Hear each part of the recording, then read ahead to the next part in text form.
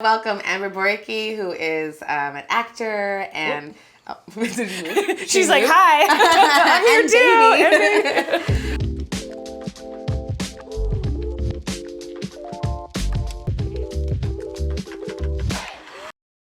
You're a mama already, and another a second one. On the way. Yeah, I have a 5-year-old daughter, June. Yeah, so we made a second one. Like, what did I say about that? I feel like it took us this long, not because we were trying and it didn't happen, but because we were too scared to do it again until like 5 years later. Because a lot of people, I think, I've heard so many people, because this is our first, say, have another one right away and just like get in there so they're both, the same age. Yeah. Why did you guys decide to wait for 5 years? I mean, it was challenging. A lot of it was really challenging and still is. And I think for us, it was more, we just did not feel ready. It's like you think, okay, well, maybe they'll be 2 or 3 years apart. That was sort of our idea beforehand.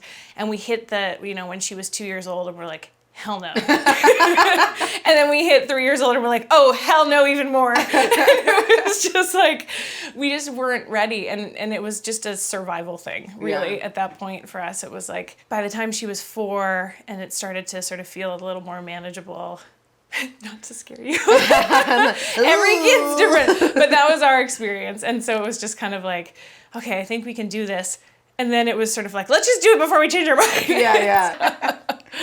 It's so funny because the first time, so we ended up having a planned C-section and it was such an interesting, like, we can't control this. Yeah, and like whatever's healthiest is what you're going to go with. Yeah. So yeah. This time I'm hoping to have a VBAC and so this is a whole new thing for me because I feel like a first time. Yeah. Like this is a first time. And for anyone who doesn't know VBAC, when I heard it, I was like, it sounds like a vacuum. I'm like, do they just vacuum the baby? Like that's what I was like thinking, HVAC or something. Oh, yeah. But it's like vaginal birth after C-section. Yes. Right, VBAC, yeah. And our doctor even corrected us this time because I was like, we're going to have a VBAC. And he's like, well, actually, it's called...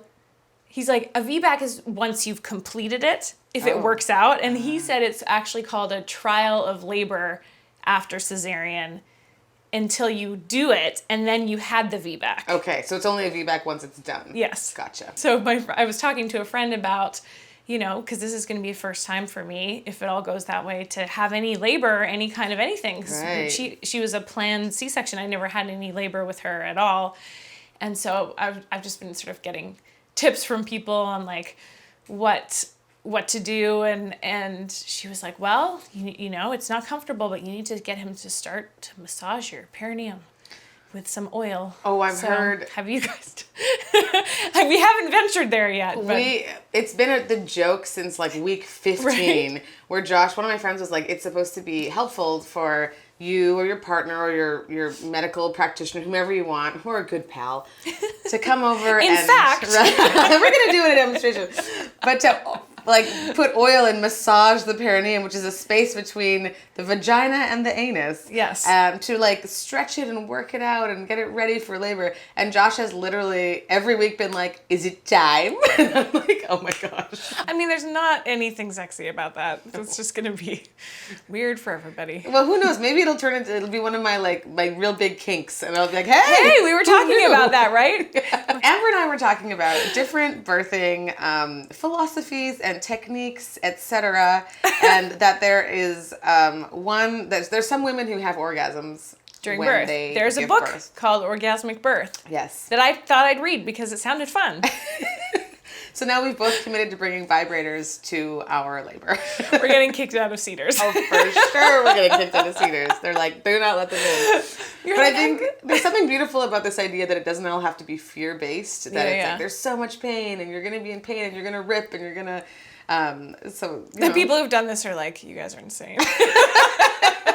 But I always try to lead with that. I'm like, okay, I know that I haven't done this, and maybe this sounds crazy because you had your experience, but the truth is that everybody has a different experience. Everybody's body responds to pain differently. Yeah. We know these things. So it's like, let's not go in assuming it's going to go one way. Right. And have that tension, which is going to create... It's going to create more pain. Yeah. So if you can go in feeling like, I'm going to kill it, I'm going to have an orgasm, and this is going to be the best experience of my life. Let's go for that. Aim for the stars. Let's do that. Yes. We'll get back to you.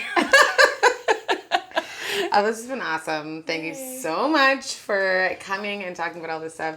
And we will keep you tuned to whether it's a VBAC or not. Woohoo! Awesome. Thank you so much. Bye.